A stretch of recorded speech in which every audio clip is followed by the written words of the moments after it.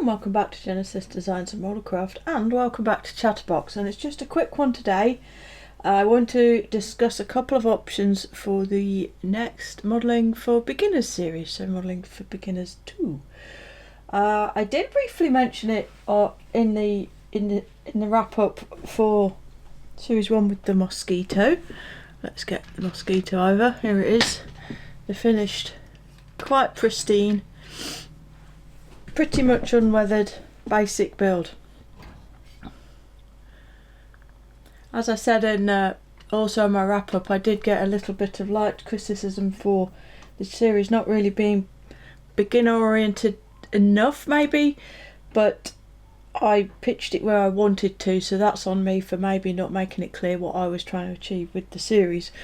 So I will explain that again when I start the next one, what level I'm aiming for, and that isn't really for absolute beginners, but for people who have built a few kits and are working their way up the ladder and really just looking for ways to improve on the basics and their finishing skills.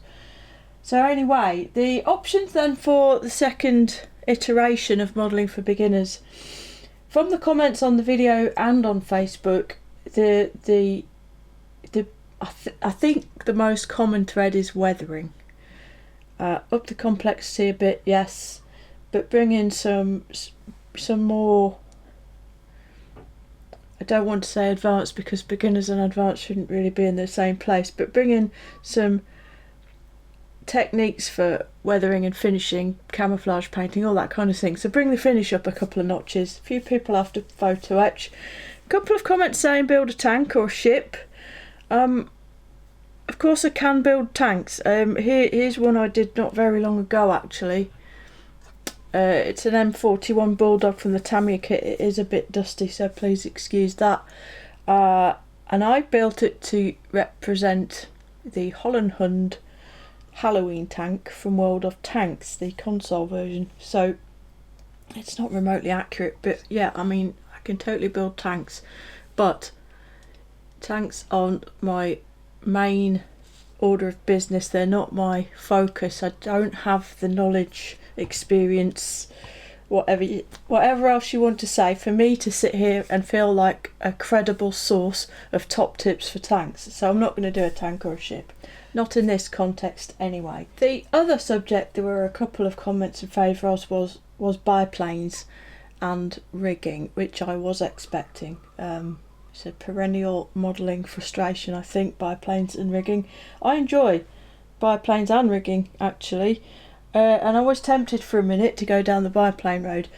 I think what I'm going to do with that is in the medium term I'll actually do a biplanes for beginners slot in all of its own, because I think that the build sequencing and finishing and obviously the unique complexities of a biplane build are best served in that manner.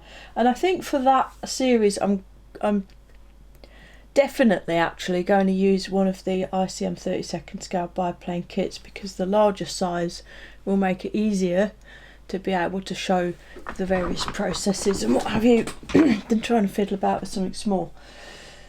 So that's that covered. So yes, the options then for Modelling for Beginners 2, I've whittled it down to 3 kits, and what I'd like, I will quickly introduce 2 of the 3 now, but what I'd like you to do, please, if you have any interest in the subject, is to let me know what you would prefer of the 3 I'm about to show you. I know what I think everyone's going to say, but let's see. So let me just move the hellhound and the mosquito out of the way. So from the stash then comes this one, the Airfix Defant, and I'm going to do a 48th scale single seat fighter, okay, for this one. In terms of complexity, it's not much different from the mosquito, being absolutely honest. It's maybe a little bit of a step up, but not much, but that's fine, because that's what I want, what I want from this. The Defiant then is an interesting subject. It will be black, it will be this one with the teeth. What I think the Defiant has to offer is a little bit of a different subject, with plenty of glazing and the black finish the weathering techniques for the black finish really, and bear in mind that this isn't going to end up being a competition grade model. This is going to be a step or two up from the Mosquito, so we're going to put some weathering techniques in there but probably not go all the way. Okay, so option 1 then, the Airfix 48 scale bolt and pull Defiant. This is from the stash. Option 2, it's another Airfix, and no, I'm not sponsored by Airfix, not remotely actually. I do get the occasional bits and pieces from them, but it's not on any sort of recognised level. I've just bought this kit, and the reason I went and bought this kit is because I think people are going to prefer to see something like this P51 built than the Defiant, because more people like Mustangs than like Defiants, and because it covers off more finishing aspects. The other reason I bought it is because it was cheap. So this one has come from Models for Sale, and I have paid $19.99 for it, as you can see there. $19.99. Now Vince has please excuse me, Vince has I think 11 or 12 48th scale Mustang kits in stock. They're not all this option, they're not all this boxing, but they all are all the same kit. So anybody that wanted to follow on and doesn't have this kit or a 48th Mustang or whatever can jump onto modelsforsale.com and they can pick up a P51, the same basic kit, if not this actual boxing, for $19.99, which is a considerable discount on the retail price. And again, here's just a very quick, I will do a quick inbox before I start. I think in a world where Edward has produced a 48 Mustang, I think most people probably discount the Airfix kit, but I think it's fair to say that they probably shouldn't, especially for £20. Should this be the requested build, it will be in these markings. Okay, the third option I don't actually have to hand at this point, but whilst wandering around looking for something, I happened upon the quite newly released Tamiya 48th scale Wildcat, the new FM1 boxing, which is actually the original kit for the most part, but it has a new wing sprue, I believe, to cover the slightly different armament and some different schemes. If that kit is chosen, then I will do the Atlantic scheme, which is the grey over white, and again it offers us quite a lot of scope for sort of weathering options really, as this very definitely this. So again, to go back a step, what we've got with this one is we've got silver painted surfaces, we've got natural metal replication, and then we've got camouflage, and we've got D-Day stripes. There's just weathering options up the yin yang for this one.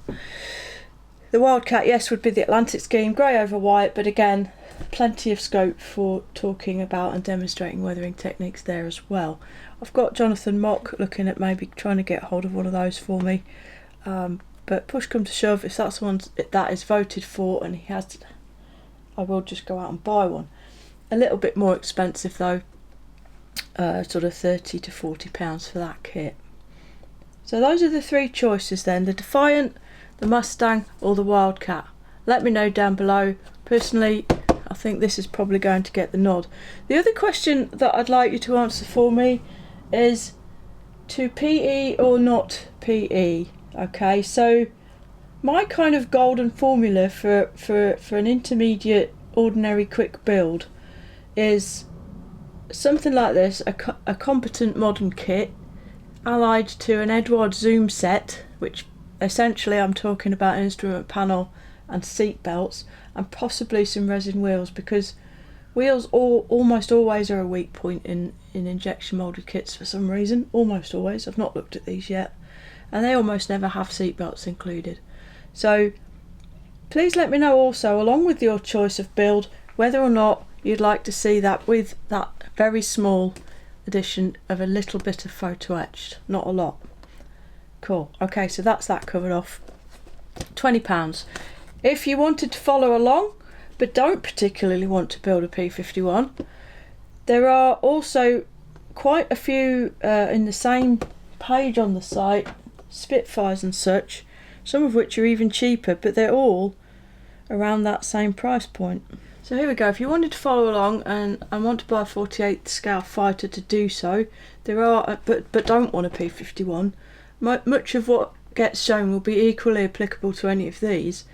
Chipmunk maybe not so much because of the differences in painting style, but we've got the Spitfire 12 at £22, the 109E4 at £16, 11 of those in stock, Spitfire 5 for £16.99, Hurricane Mark 1 Trop for £19.99. Here are the P51s. This one and this one are in stock. Spitfire 14, Spitfire 18, all in stock, all at around that £20 mark, all with a sort of 25 to 30% discount on the retail price. So worth considering, because as I say, much of what goes on in the build will be just as relevant to those kits as it is to this one. And as a final point to note, you may have just seen it in passing on that screenshot there, I did pick this up as well.